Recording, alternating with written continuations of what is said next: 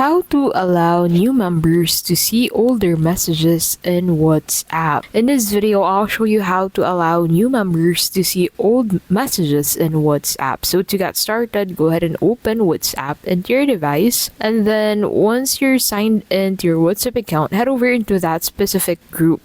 And then click on your group name. So once you click on your group name, that will take you here. Look for the group settings. So for me, I'll find that under group permissions. And then on group permissions, go ahead and find chat history for new participants. So look for the option labeled chat history for new participants or similar wording, and enable the feature. Toggle the switch to on, and this allows new members to view messages sent before they join.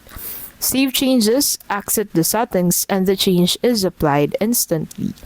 And that is how you can basically allow new members to see older messages in WhatsApp.